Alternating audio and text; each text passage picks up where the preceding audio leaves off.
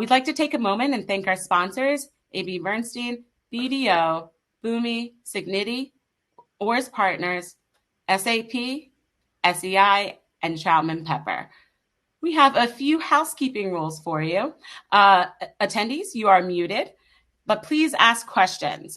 Please ask questions in the comments box, and we'll be monitoring throughout. The panel will go till about 9:35. But it will be followed by you will be directed to subject-specific roundtables for virtual networking where you can connect with the speakers and each other face-to-face. Without further ado, I'd like to introduce Vince Willis, COO of Infinite Blue. Good morning and welcome to How We Win. Thank you to PAC for putting together a great program today. Looking forward to being with you with a great group of panelists. I spent most of my career running tech-enabled services businesses before I had the opportunity to hook up with Frank Schultz at Infinite Blue and help him on his mission of building what is one of the leading kind of mission-critical operational resilience and event management companies, software companies.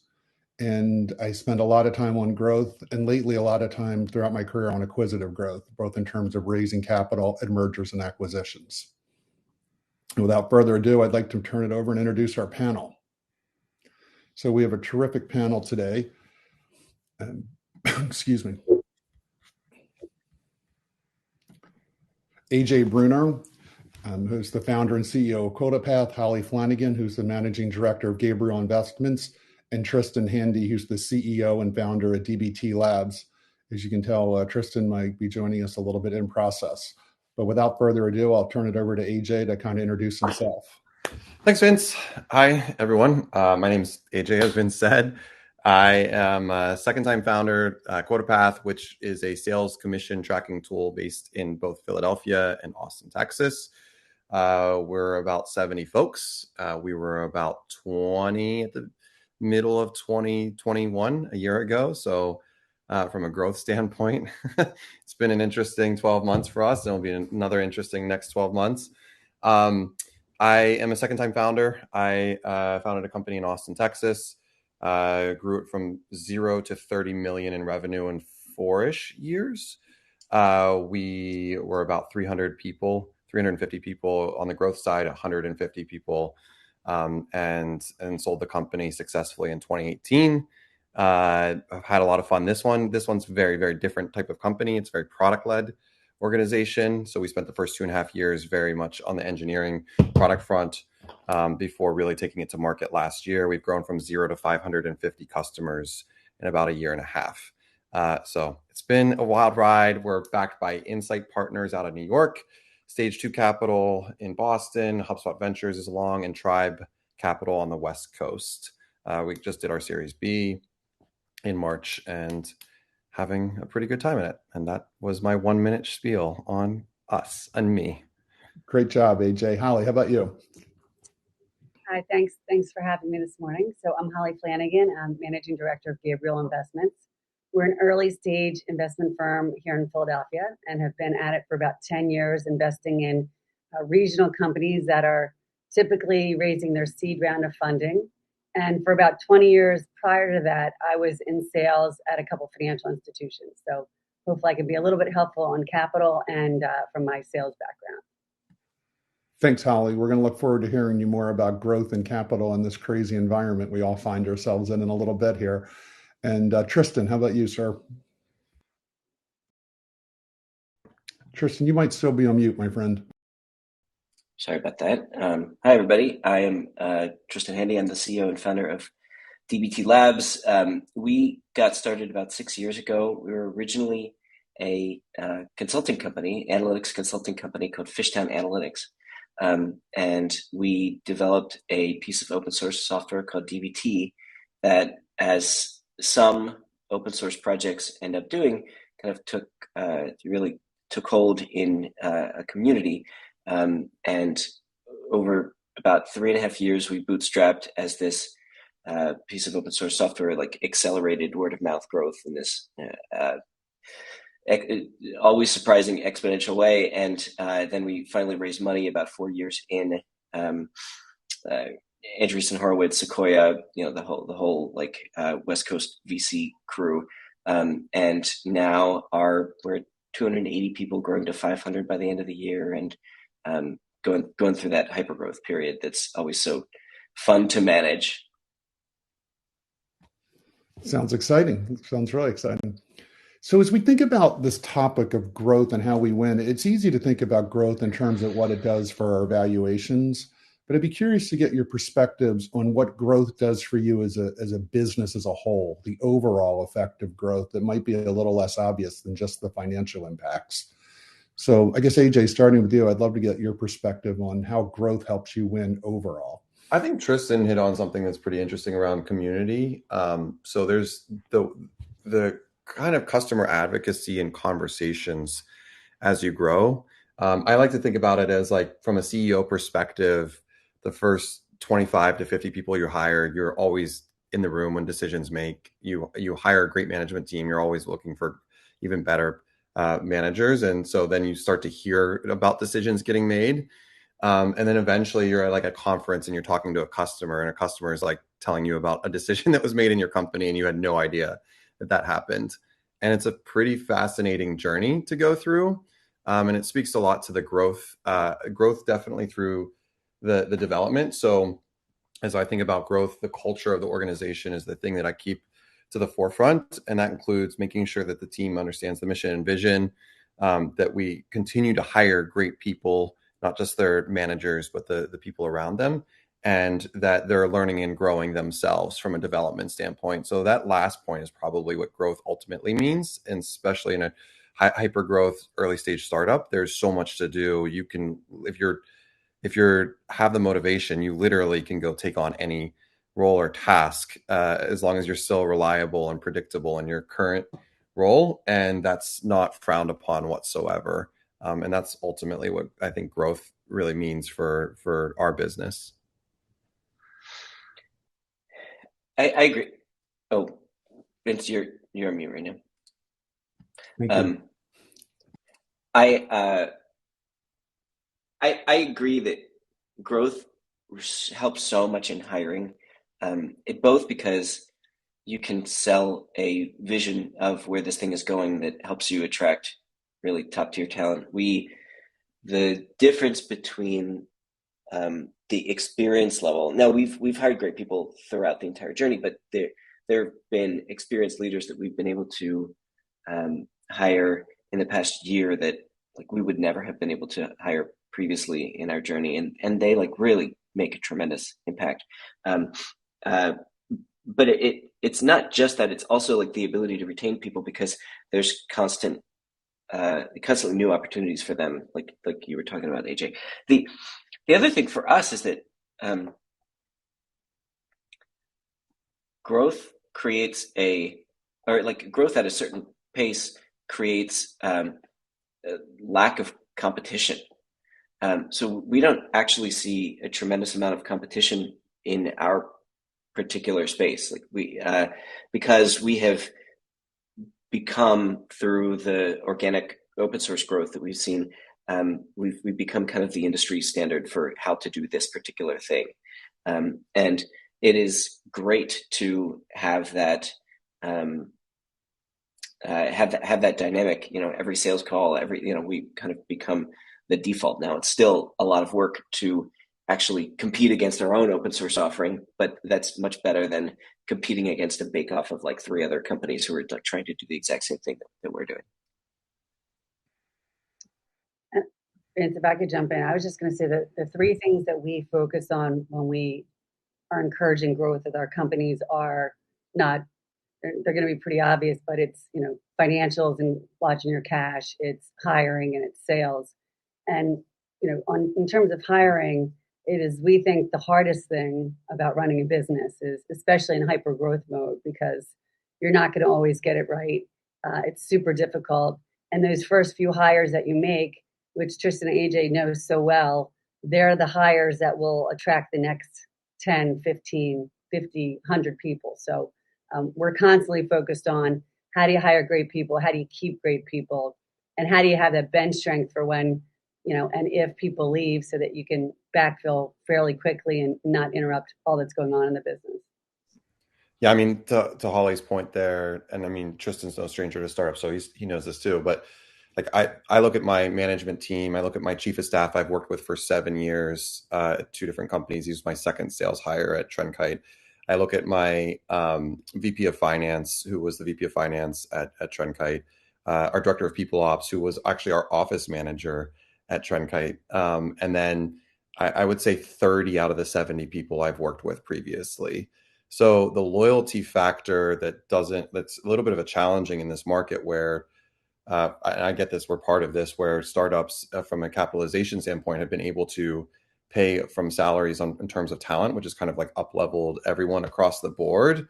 And it's caused this like massive piece of the challenge where a marketing leader might have a half-life of 6 months instead of a year to a lot of CEOs. And I think that long term, especially now when everyone's talking about runway in a totally different way than they were 3 months ago, is really important to make sure you have the right team. It obviously can come at a cost because the different stages, especially when you're hypergrowth. We all know this, a marketing leader that was the great, fantastic growth hacker in the first 3 years is not the VP of marketing or the SVP or the CMO that you probably need. And so there's definitely some challenging conversations that potentially need to happen with early hires. That just is a natural course of the business, but it's different. And like the how you grow is just like the iteration stages and scales. As a CEO, you have to constantly be evaluating your team and where there's gaps and potential opportunities.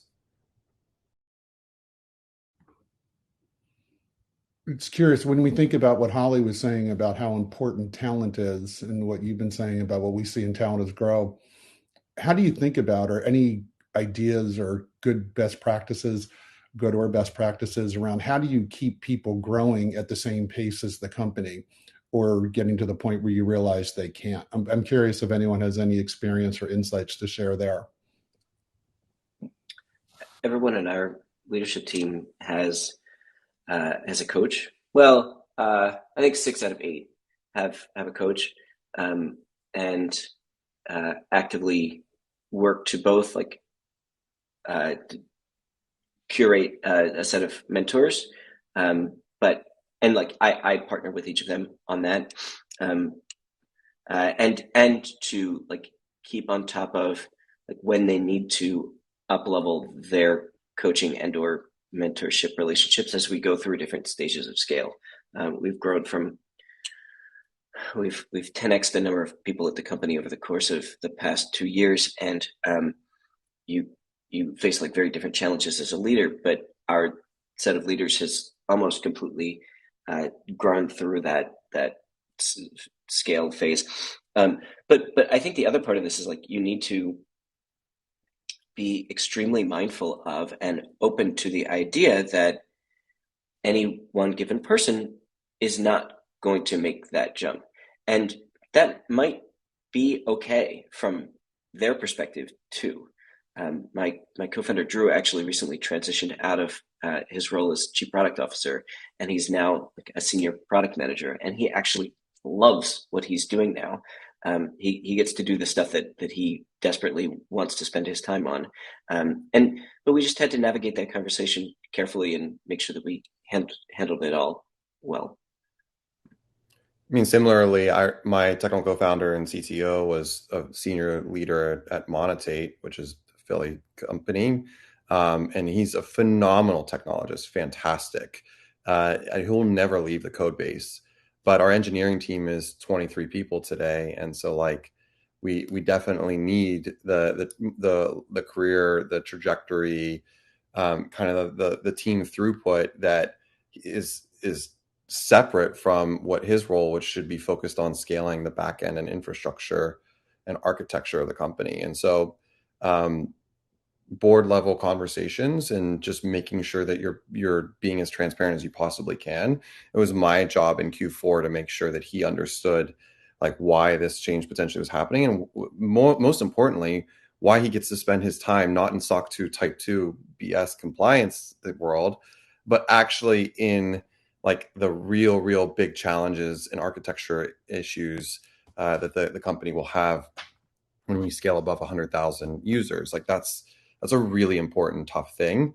But it's something you, as a founder, you feel like you're taking away your Legos, and it's as I've been there. I know what that is like, and have been seen that firsthand a few times around at my previous company. So it's just trying to make sure you have the empathy to talk to your individuals, especially your co-founders, one-on-one, and have those transparent conversations. Vince, can I jump in and ask my colleagues a question on that note? Because all of the companies in our portfolio, it feels like they go to this through the stage, which is, to your point, the CTO who is code-based should stay with the code. So at what point do you make that decision? Do you bring another engineer from the team and elevate them, or do you bring a CTO in that's been experienced? And then how does that work with bringing someone into the company who hasn't been there from the beginning, and how's that transition? I'm curious if either of you have that experience. It feels like, all of our portfolio companies struggle with that exact decision. I mean, for us, it was actually pulled out on diligence in when we were going through with Insight. They just called like, hey, y'all are fine now. You're probably going to have death by 1,000 paper cuts because it's going to get a little too big in like 6 months to 8 months, which is meant that I did actually what Tristan did for his team and got a coach, but specifically zeroed in on coach for Eric because I knew that was going to be a key helping ground. And like, as a co-founder, you never like hearing from one of your co-founders who's the CEO of like, hey, we're making a change. Like if you come out of it that way, that wasn't. So I just kind of worked backwards. Like, okay, Q1 next year, we're going to start a search. What does Q4 need to look like in conversations? And we're in Q3. So let me actually start to put that in place. I mean, you always talk about it, Holly, you know this, like as a founder, we're like, okay, we're raising our Series A, but it's not about the Series A. It's probably not about the Series B. It's like, what is that actually 24-month scale? And let me work backwards to the story I need to tell. And the challenging part for the CEO is that they need to do that with every single individual person. And they need to write down that plan and they need to work with that person to do it. It's a really freaking hard job. I promise you, being a CEO can kind of suck a lot. We know this, but it's also super rewarding as you get to manage your team and see your team do super well. I've sales, I think I've promoted dozens upon dozens of people into management, and seeing all of them as VP of sales or founders and entrepreneurs themselves is what's the most rewarding thing for me. And so like the story I know is that Eric at some point is not just going to found a company, but might be a CEO. And so for me, it's just like, it's a very easy, like if I could work that to that point in my mind, then I can start at ground zero of like, okay, this is where the trajectory needs to head to get to that point. We have, I have two co-founders, Drew, who I mentioned before, does product, and Connor, who does technology. So each of them has taken a different path on this topic. We got, AJ, we got similar feedback that you did, where, I think it's a standard VC. Gotta love those West Coast firms, and they know everything. Right. First time founder, first time CTO, like, after 10 people, you're gonna need to replace that person. And one of the nice things about being 4 years into a company and being profitable and having a product market fit is that you can tell your VCs that you know better than they do, and they're just like, okay, well, I trust you. You've gotten this far. So our decisions on this front have been made by us, and that has been a line that I have been very firm on. So I mentioned Drew's path before. That started when Drew at a leadership offsite kind of waved his hand and was like, I think I might not be the right person for this anymore. And so it was Drew's call. And on Connor's side, Connor is actually quite naturally gifted at both the sides of engineering leadership, the technical leadership and the people and organizational leadership. And so it probably is true that, he and I recently got the opportunity to talk to the person who grew Facebook's engineering organization to like thousands and thousands and thousands of people. And we both agreed that he probably didn't want to be that person, but he probably still has a long way left to go. So I think it's about, having that transparent conversation and making sure that nobody's surprised. Like, completely agree. Like, the worst thing that you could possibly do is just like roll up to a meeting and say like, you're not the person anymore. Like, this has to be something that you partner on together. I'm tempted to have a conversation about what happens when that goes wrong, but I think I'm going to pivot into something else for the time being. So, we're talking about how to line up kind of the people with the strategy and the place of the company and where we're at in our growth plans or our trajectory. I'm curious how to think about that from sales strategy related to where the company is in its stage and its strategy. And I guess, Tristan, I'll start with you because you've talked about going through this journey in a short period of time from finding product market fit to now being the de facto standard. And I wonder how we think about lining up our sales strategy with where we are as a company. Oh, geez. I don't know that I have incredibly sophisticated thoughts here. What I will say is that the world is moving, my world anyway, is moving towards being much more product-led.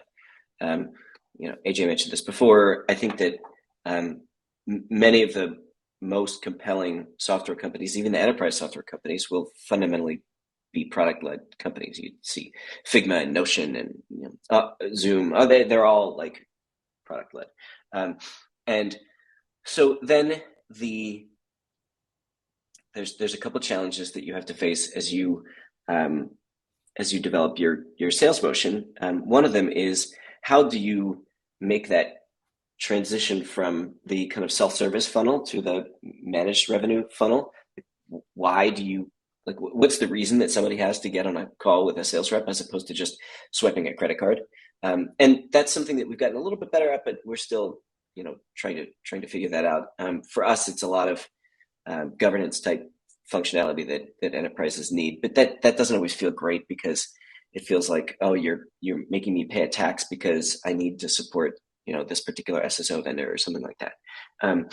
But the other part of this that's like really challenging is that when you're product led, you have to really understand where your demand is going to come from in 4 quarters, because your sales reps will have a ramp time, and you need to plan ahead for your sales capacity, but fundamentally they're not generating their own demand. It's your product and your community and word of mouth that's generating all this demand. So you have to feel really confident that you know what that line is going to look like 4+ quarters from now, so that you can hire associated with it. And that's a thing that I've talked to CEOs who are doing this at much later stage, and they have said to me, like, one person actually said, like, we don't know the answer to this question. Our plan is to just keep going full speed at the wall, and then like maybe we'll hit a wall at some point and we'll deal with it.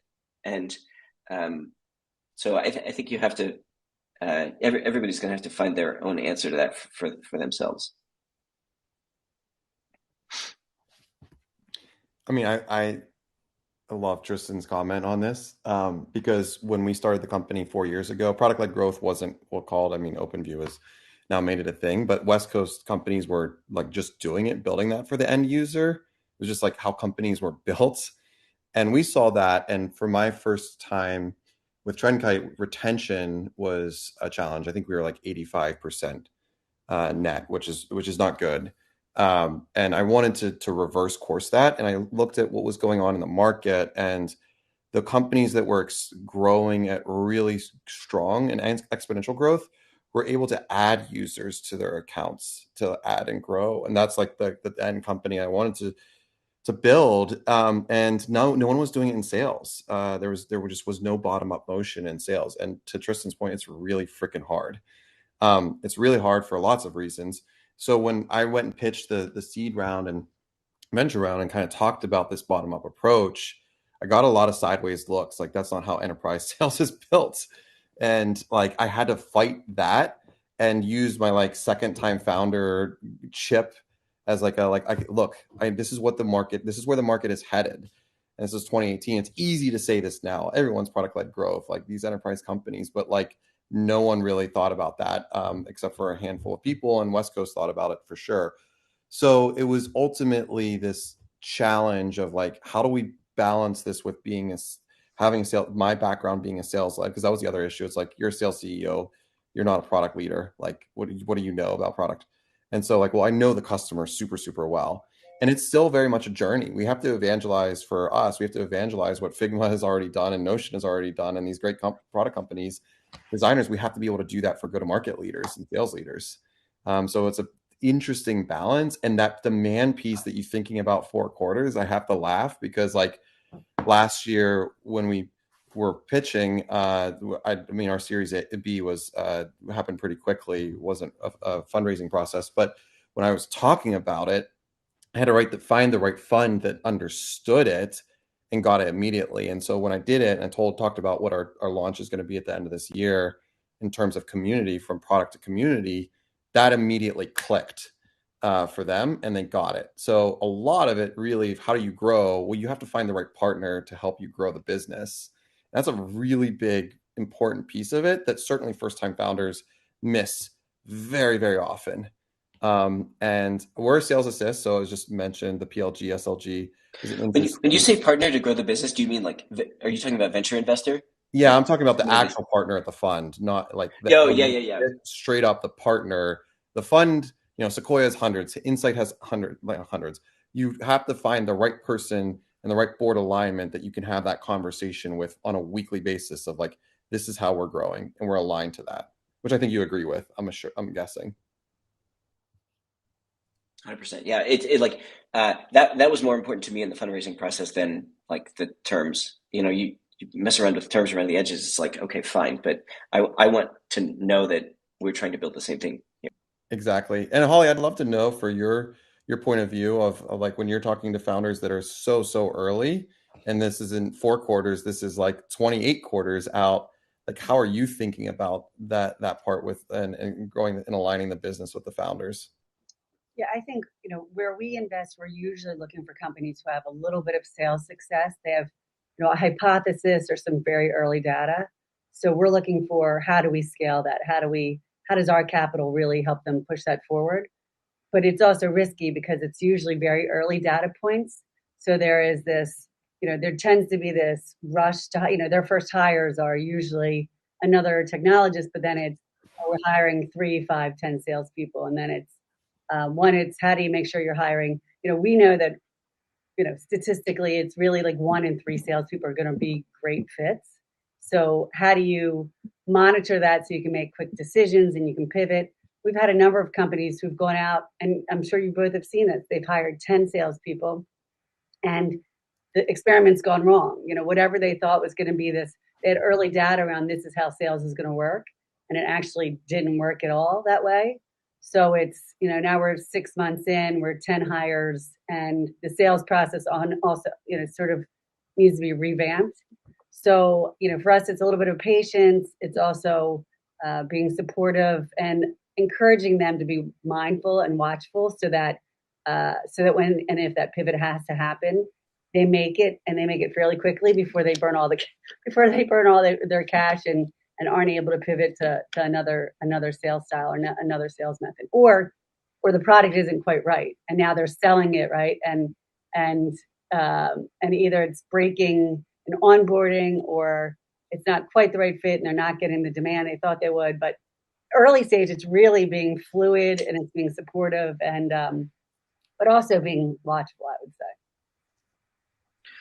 We're the thing that you just said really resonates with the last company that I was at, RJ Metrics. We thought we had maybe a little bit more product market fit than we did. We scaled up sales pretty quickly. The sales team construction was maybe just a little bit mixed success, but what we found was that the product didn't have as much product market fit as we had hoped, and Then you've spent a ton of money growing a sales team, and oh geez, that's it's very painful and frequently company ending. We have done things very differently at Dbt Labs, and I don't. There's a cost to the way that we've done them too. We've grown sales headcount much more slowly, but we've only hired kind of the best people in the world.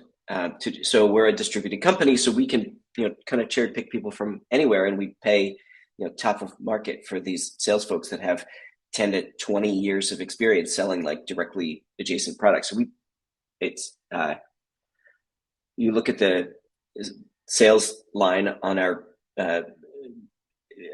financial statements, and it's a little bit painful. But these people, like every single one of them, is exceeding quota. And so you have this trade-off of like, do you want to be efficient or and like maybe have to deal with like 1 in 3 reps hit quota, or do you want to be kind of inefficient and risk averse but pay for it? I don't know that this is necessarily the right answer, but at least over the past 2 years where cash has not been the limiting factor, we've chosen to be a little bit more inefficient and much more confident in like our ability to like actually hire the right people, just because like they've done it a bunch.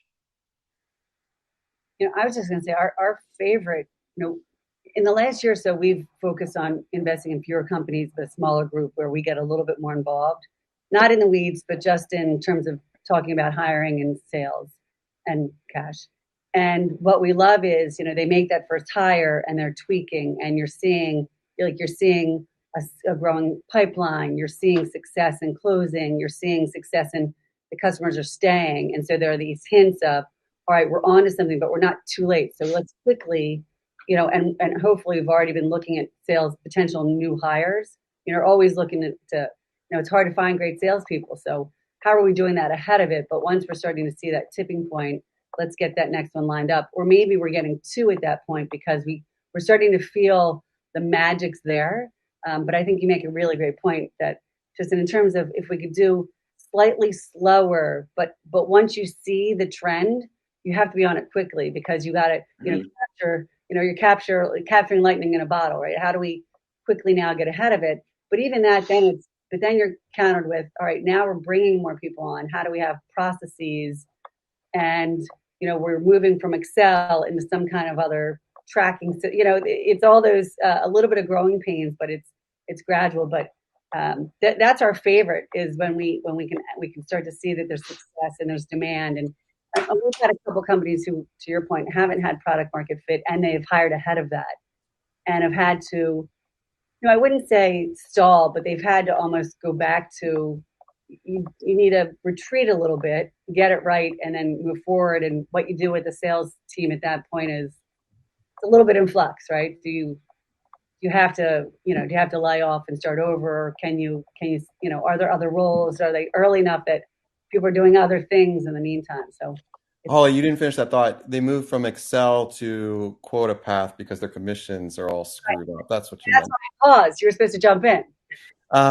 I think it's different. It's so fascinating. This subject's interesting. Tristan said something earlier, which was like he's in a non-competitive space. I'm in the opposite. I'm in a very competitive space. And so a lot of what I think about, which is fine. Like we were in a sleepy space where there was one player exactly. There were like 4 founders, 5 founders that saw the similar thing. And we all approached it with a different lens, which is actually kind of fascinating. Had 2 companies approach it with the very top-down sales-led motions, go blitz scale, let's go raise a ton of money from West Coast. We were like, let's start with the sales team and the end user, and let's kind of like work our way up from a bottom-up standpoint. And you have a couple other companies that are doing a little different business models, outsourcing to other countries to do like the back-end work where you have like a shiny UI. So what we like, our original thesis is like, well, this fits really well with SMB mid-market. We'll scale our way up eventually, but we've kind of kicked the can on that just because we aren't seeing competitive, like we don't have implementation costs, we don't have heavy professional services costs. So like, well, let's just, why would we need to go up market? So it's another piece of it that you hear a lot from venture community or just in general from founders of like, oh, we'll get to enterprise for big ACVs on our deals. And I don't buy into that, or at least currently right now. I mean, like HubSpot Ventures is an investor. They have 10,000 CRM customers. Those are all potential customers of ours. That's a big enough market to really like grow into ourselves. And if at some point with SAML or whatever, the enterprise trickiness governance that Tristan's mentioning, we absolutely need to add, then maybe they become our ideal customer profile, and that's okay. But for now, I'd rather just build a community around what we're doing. And if that happens to be down market and there's lower, 70% of customers are coming from spreadsheets, that's great. That makes it an 80% win rate on our qualified ops. 1 in 2 demos we're closing as accounts. I'd rather just stay there than have to fight an RFP. It's a 6-month sales cycle for an account that might be a churn risk when we first close it. I mean, you're so smart to think about it that way. I mean, I've been in my own experience and also with our companies where you're so tempted to go after that big, shiny enterprise customer. It's a different sale. It's a different customer. It's a different management, different process, different headaches. If you stay in your lane, you're probably going to have a lot more success.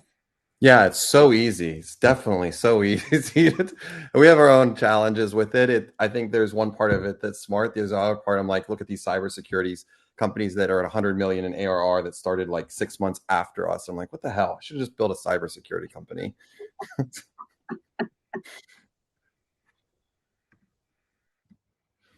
It's interesting. We've talked about the power of community. It's come up several times.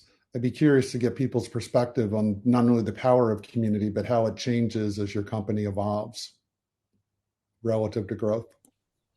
This is Tristan's forte. Oh, this is very top of mind for us right now. So our history with community was that the community started before the company, really. A lot of times that's how it works in open source. There's like a thing that gets released into the world and people kind of gather to talk about that thing. And then later the people who made that thing are like, maybe there's a business here. And so really for 3.5 years, the DBT community was not associated with a commercial product in any real way. And we were kind of members of the DBT community and not really the people who were, kind of controlling the direction or anything like that. It was like very peer oriented. And that period is really wonderful. And it's where you like build all the trust with your early adopters and you build credibility. And it gives us a well of this trust and credibility so that we can then draw on it later when, inevitably you have an outage or your product is not excellent in some particular way. And, there are bumps along the road, and I think that your community really gives you the opportunity to say like, hey, we're not perfect. We've gotten you this far. Trust us. We're working on it. We'll get you there. The other thing that we've had to do is like in the early days, really a lot of the main community relationships, in most communities, I think there's this like power law distribution of like the big contributors. Really, there's a fairly small number of them, and it goes down pretty quickly. And so we knew all those people. And we had met them in person. We had like gotten drinks with them, this kind of stuff. And as the community, and now our Slack community is 31,000 people. They're located around the world. They don't all speak English. There's like the personal connections are not the way that they once were. And so we're going through this next phase of okay, how do you scale the values and the culture of this community without having the same personal connections that we once did? And so we have a community team of, I think, 6 or 7 people and they're working very hard at that all the time. But it is there. Vicky Boykis, who's a big local name in the data community, was in her newsletter one time said, "Good things don't scale," and that is like what we're fighting against all the time in our community is, making sure that as it continues to grow so quickly that it doesn't lose what made it special in the first place.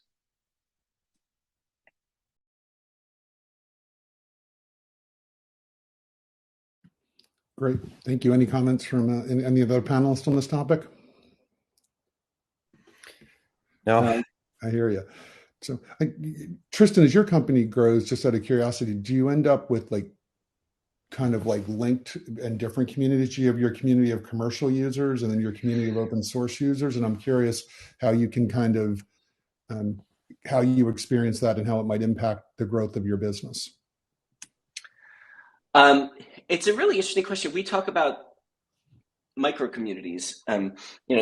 For us, this big single Slack account is kind of the center of most of our community interaction, and then we try to, the default state at the early phases of any Slack instance is that everybody talks in general, and there's kind of random conversations that flow by, but with 30,000 people, that obviously doesn't work. And so we try to push more and more conversation to these micro communities. And so some of them are geography based, some of them are I'm a data engineer versus I'm a data analyst, and there's one that's very active that's focused on I'm a data leader.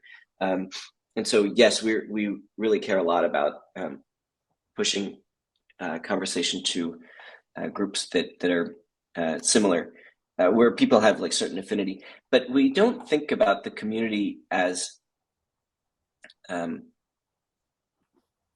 sales channel. We don't differentiate people who pay us money versus people who don't pay us money, and you get access to different parts of the community. It turns out that the best possible thing that you can do from a branding perspective is just to create this word of mouth machine of people that like what you're building, and you want to get as many people involved in that flywheel as possible, and not put up walls there. And it turns out that if more and more people get exposed to the thing that you're building, the revenue impacts of that will be good. It's actually kind of interesting. Tristan, that flywheel is something we think about a lot about, and I get to kick off in January that talk to what we're doing this fall that I alluded to. That's community driven. That helps create that flywheel. As I think about standing this up, there's two things that really make me lose sleep at night. One, and this is just anxiety around the product, and does the product stand up in scale and performance and all of the things that are I don't know, for being a product-led company, a lot of our focus has absolutely been on persona UI driven. We've definitely done a lot of architecture. We're refactoring a lot of things to make sure that we're performant at scale. But I guess my question to you is what should we be thinking about? One, and then two, for community, which kind of happens naturally, if should we be proactively creating the Slack experience or some level of community before we hit it, or let it happen more organically? So one of the challenges, community works so nicely in open source because oftentimes it predates the company, and so it's legitimately focused on a community of practice as opposed to a community organized around a software vendor. And also there's this, it's not gated. There's a thing for everyone to use regardless of if they're buying your stuff. One of the local companies that I think is doing this really well is Crossbeam. So Bob Moore has done a great job and they just had their conference, I think, a week or two ago. Supernode, it was 2 weeks ago. Yeah, there was no community of partnership people in the software space, and it was becoming this persona was becoming increasingly important. There's more and more software revenue that's driven from partnership deals, And so Bob identified this as a need. So, but they're a fully commercial product. It's not like they're an open source product. So I'm just like mentioning that as you don't have to be open source to do this, but I do think you have to focus on the persona as the gate for membership and not like usage of your commercial product. Because the minute that it is just like users of your commercial product and that's how you get membership in the community, then like it becomes a support board and people just are there to bitch about what features you haven't like implemented it's actually it's fascinating you talk about this because like the partnership leaders that exist, actually we share the founder of that community is an advisor for both companies. Asher, actually you might know Asher. And we talk a lot about this. We have an exec sponsorship with Pavilion, which is like the community for sales leadership. And similarly, we don't like talk about our product, but there's a compensation design and planning channel with like 10,000 members that we are very, very active in. And it's really interesting because like, as we think about bridging the gap of like productizing how scenario modeling and design actually works in compensation, it's like, how do we then take the next step to make that a natural part of the process? Guru does this actually fairly well within Slack communities of shareable content. And I think that that's probably the bridge that we'll ultimately take. Don't need to dovetail into a business model conversation between Tristan and I, by the way. We can I could stop and talk offline about it, but it is fascinating as a growth model. Yeah, it's interesting is one of the tactics we've talked about in terms of how you can scale and how you win. Let's think about it from the other side. Like, how do you know whether you're winning or losing? What are the kind of the metrics that really let you know in your gut that the tide's coming in or going out? And how have you maybe seen those evolve through your different companies and your different stages?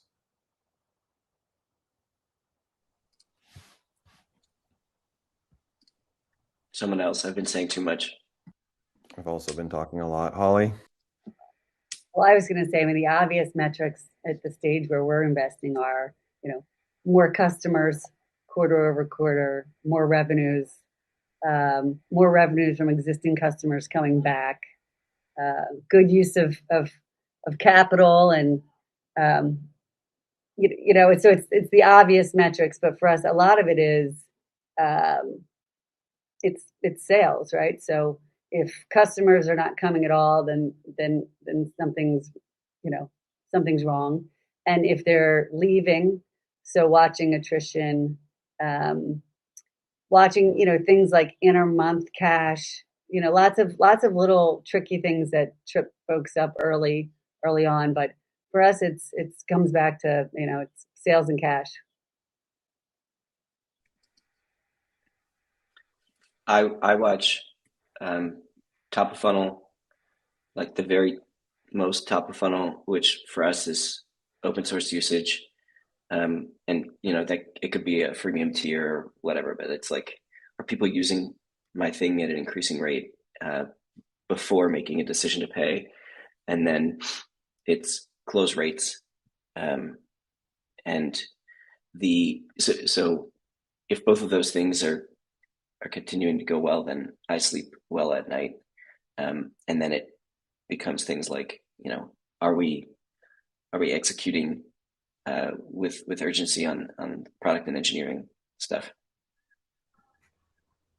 Yeah, similarly, it's very much like a foot on the gas, foot off the gas, and like doing it a few quarters ahead of time to ensure that those closing metrics that Tristan alluded to match. We have a phenomenal senior director of revenue operations who actually sits on our management team. And so a lot of just the day-to-day cadence and kind of the business review from top to bottom, from the product qualified leads that we look at on the PLG motion to the MQLs on the marketing sales side, and just like really funnel that all the way, starting with like when they hit the website and what their experience is on the platform and how they use it.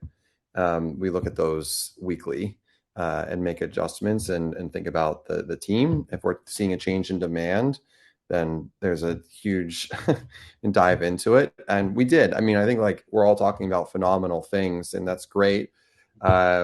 April was a softer top of the funnel quarter for us or top of the funnel for us for sure.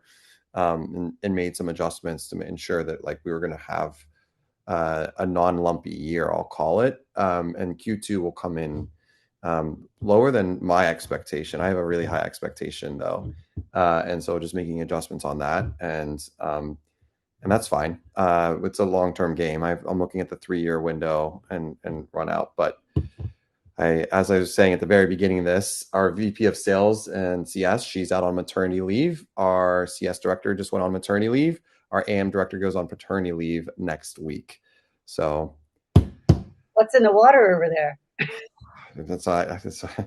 I don't know, but I'm very, very happy for them.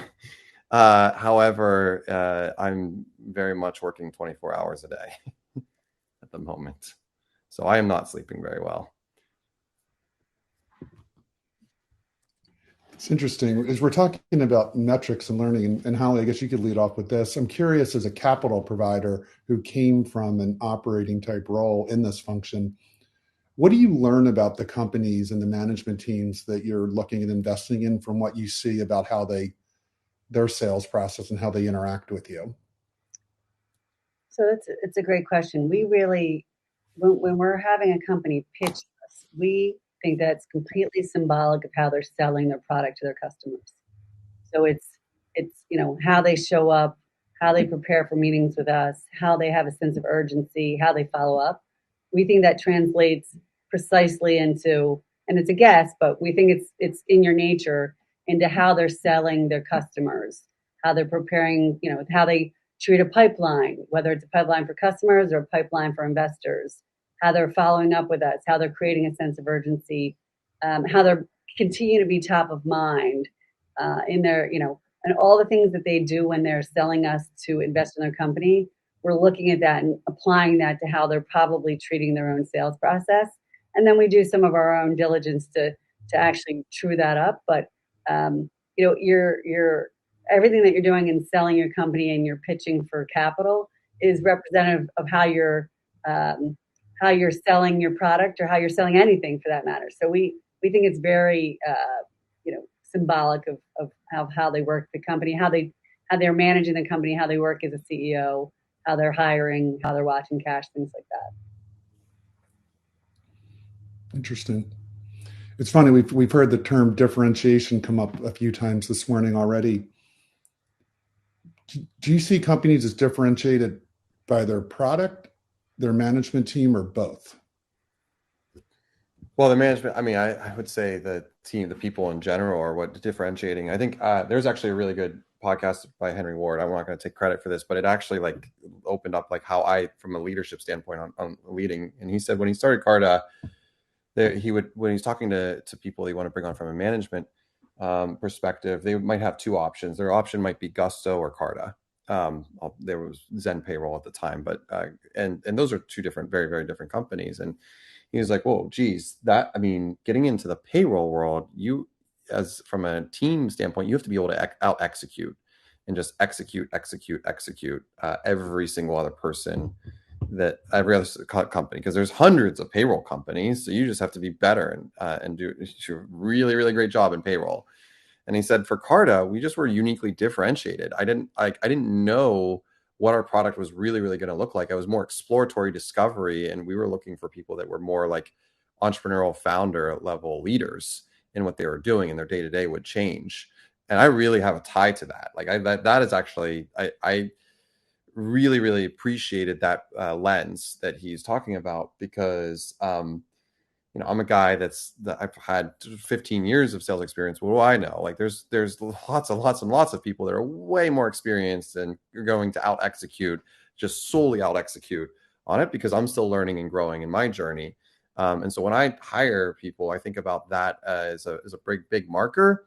And I know that to be true is because I look at my track record and the people that I have hired and what they've gone on to do and what they're thinking about. And so that is ultimately how I think about the management team, is just, track record of where they've done. And certainly for sales, our sales leader was ex-Department of Defense. She worked at Vista-led companies.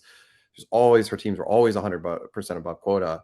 But that wasn't what sold me. It was actually her journey and her life journey of like how she got to where she was that was wildly more interesting to me than just like the blocking and tackling that she did with her sales team day to day. Because I knew I wanted to work and learn from this person. And that's ultimately what had me leaning in. Like, okay, how do I hire Caroline? Caroline, here's 15 people to talk to that will all say really good things about me. Please come work for me. And that's exciting. And so when you hire someone like that, you continue to want to up level your team across the board to match at that, like what I would consider world-class thinking, so that I can to be in the room and be like, yeah, you know a lot more about this than I do. And I'm glad you're talking about this and not me. I love what you just said there. I think a lot about management team construction, and I think that a lot of times the conventional wisdom is you have product founder who is then supported by who's probably a first-time founder who is then supported by a management team of been there, done that, seasoned executives who can like execute the playbook in their sleep. And that is by and large not at all the model that we have gone down. My priority for our management team is it matters tremendously that these people are great at what they do and great operators and all that stuff, but they're by and large not 20-year veterans of having done this in exactly this context before. The thing that I care about is trust, low ego, open communications. It's like I think that the way that leadership teams typically fail is that they're not aligned and they're not willing to have those hard conversations to like get to the same place, or maybe they like fundamentally disagree and they're not willing to disagree and commit. And so I think that if things are going well enough, you can find the expertise, whether that's via a next level of management or external advisors or whatever. Like expertise exists in the world, but I think that the management team's responsibility is fundamentally to like steer the ship, and that requires like these like incredibly tight, trusting relationships.